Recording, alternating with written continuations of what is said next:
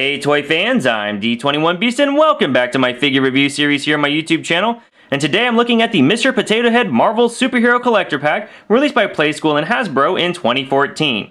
Now I don't typically cover Mr. Potato Head figures or really anything in this age range, but as I was walking through my local Kmart store, this packaging caught my eye with that Wolverine Spud in there and the Symbiote Spidey and even the Bucky Cap, and I thought that this would be a pretty cool set to check out.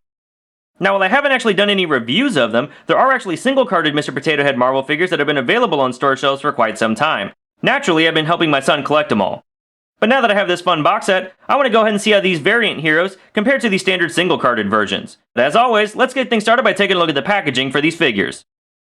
As I mentioned before, this is the Mr. Potato Head box set. You can see the logo there in the upper left. It does show you on the right-hand side that you can mix and match these superheroes. You've obviously got a window box packaging that houses all 4 figures inside. You've got the Marvel logo in the lower left, and even the Playskool and Hasbro logo in the lower right.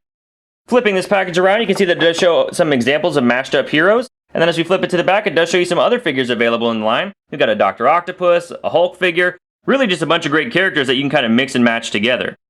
Alright guys, so that's the packaging. Let's say we get these spuds out of the box and see if they're half-baked or if they truly are the works. Alright Toy fans, so here we have these Marvel Potato Heads out of the packaging, and these guys are actually pretty easy to put together. Every character's got a set of feet, a torso, we can just slide it on the peg here. You got the potato head, just slide that on, there's a hole in the bottom, and then they usually have a mask, it seems like, or some sort of helmet, and it just slides right into the top. And once you put those pieces on, you've got your fully assembled Potato Head Marvel hero. It's a bit different from the Mr. Potato Head I played with when I was a kid, where the whole arms, the ears, the nose, the mouth, everything would come off. These guys are pretty tiny, so there's actually fewer pieces than you had with the traditional Mr. Potato Head, but once you get a full set of these guys together, they're actually pretty fun to switch around and change the parts on. It's pretty easy to just pull off a Potato Head. You can switch the Wolverine here, put him on the Captain America body, and now you've got Captain America here on the Wolverine body. So changing the parts around is actually very, very easy. Very easy for a kid to do, which I think is really important with a line like this. But it is pretty fun to just kind of switch these pieces around and see what sort of crazy heroes you can come up with. The feel of these toys is very much in the vein of the Marvel Superhero Masters that I already reviewed. But I guess it's fair to say that Mr. Potato Head came long before those toys.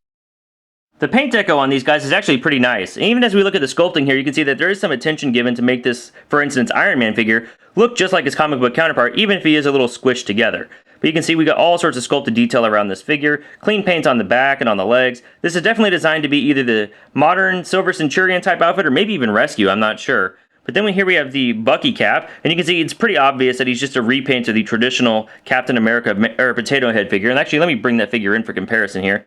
You can see here, they are the exact same figure. Different heads, but otherwise they are the exact same toy, just repainted. We'll go ahead and compare them really quick with the Iron Man figure. And here we go. You can see that these are the exact same Iron Man figures. Same sculpt and everything, just different painting. And finally, let's take a look at the Spider-Man Potato Head figures. Obviously, things are a little different though with the traditional Spider-Man colors on the left and the Symbiote Spidey colors on the right. Sadly, I don't have the other Wolverine for comparison. He comes in a 2-pack with the Hulk and I just haven't managed to find it at retail. But Wolverine looks pretty good and he is a complete repaint of the blue and yellow Wolverine that's already available on the market. Height-wise, we can see that these Potato Head figures do stand right about 3 inches tall. And for some quick size comparison, here we have these Marvel Mr. Potato Head figures compared to the 6-inch scale Marvel Legends Infinite Series Wolverine. Looking at you, bub? Bring some colorful 4-letter words to mind. Like cute and cool? Yeah, those words. Alright Toy fans, well that's my review of the Mr. Potato Head Marvel Superhero Collector Pack released by Hasbro and Playskool in 2014. Overall, I've got to say, even though it's fun to sort of mix and match these pieces and characters together, this set really isn't for me.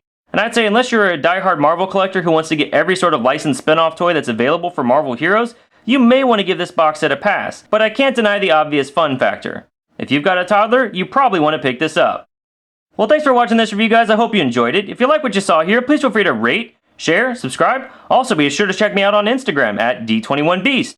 Thanks for watching, and we'll see you next time.